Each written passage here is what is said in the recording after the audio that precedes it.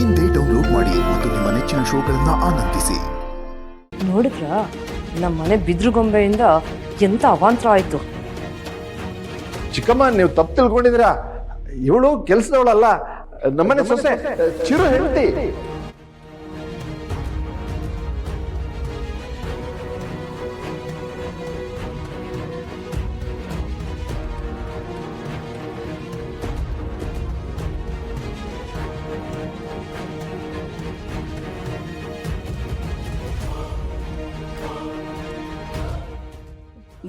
ಮದುವೆ ದಿನ ಕೈ ಮೀರಿ ಬೇರೆ ಹುಡುಗಿ ಜೊತೆ ಮದುವೆ ಮಾಡಬೇಕಾಯ್ತು ಅಂತ ಸೌಂದರ್ಯ ಹೇಳಿದ್ಲು. ಆದರೆ ಈ ಥರ ಹುಡುಗಿ ಜೊತೆ ಅಂತ ಗೊತ್ತಿರಲಿಲ್ಲ. Very disappointing.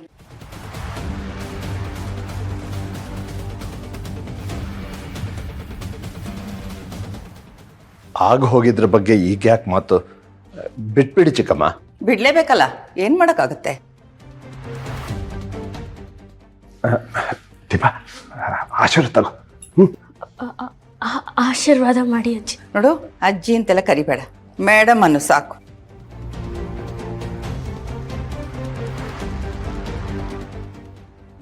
ಗಂಡ ಹೆಂಡತಿ ಇಬ್ರು ಒಟ್ಟಿಗೆ ಆಶೀರ್ವಾದ ತಗೊಳ್ಳಿ. ಚಿರು, ನೀನು ಬಾಪ.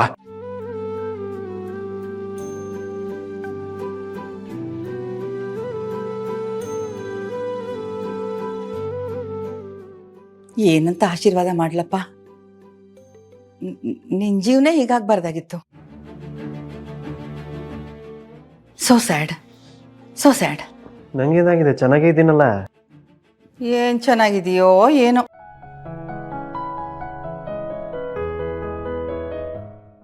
ಮದ್ವೆಗೆ ಮುಂಚೆ ಆ್ಯಪಲ್ ಥರ ಇದ್ದೆ. ಈಗ ನೋಡು, ಎಷ್ಟೊಂದು ಸ್ವರ್ಗೋಗಿದ್ಯಾ. ನಿಮ್ಮಪ್ಪ ಹೇಳ್ದಾಗೆ ಹೋಗ್ಲಿ ಬಿಡು. ಈಗ ಯಾಕ ಮಾತು? ಏನಪ್ಪ ಚಿರು, ಏನು ಮಾಡ್ಕೊಂಡ್ಯೋ? ನನ್ಗೆ ವಿಷಯ ಗೊತ್ತಾದ ತಕ್ಷಣ ಇಮ್ಮಿಡಿಯೇಟಾಗಿ ಕಾರ್ ಮಾಡ್ಕೊಂಡು ಓಡೋಡಿ ಬಂದ್ಬಿಟ್ಟೆ, ಗೊತ್ತಾ? ಏನಿಲ್ಲ ಗೌರಿ, ಸಣ್ಣ ಗಾಯ ಅಷ್ಟೇ. 1-2 ದಿನ ರೆಸ್ಟ್ ಮಾಡಿದ್ರೆ ಸರಿ ಹೋಗುತ್ತೆ. ಅಯ್ಯೋ, ನಿನ್ನ ಈ ಥರ ನೋಡೋಕೆ ಬರೋ ಥರ ಆಗೋಯ್ತಲ್ಲಪ್ಪ, ಅದೇ ಬೇಜಾರು ಕಣೋ. ರಾಜಶೇಖರ್, ಚಿಕ್ಕಮ್ಮ, ಯಾರ್ದೋ ಕೆಟ್ಟ ದೃಷ್ಟಿ ಬಿದ್ದಿರೋ ಹಾಗಿದೆ. ಅದಕ್ಕೆ ನನ್ನ ಮುದ್ದು ಮೊಮ್ಮಗನಿಗೆ ಈ ರೀತಿ ಆಗಿರೋದು. ಆ ಥರ ಎಲ್ಲ ಏನಿಲ್ಲ ಚಿಕ್ಕಮ್ಮ.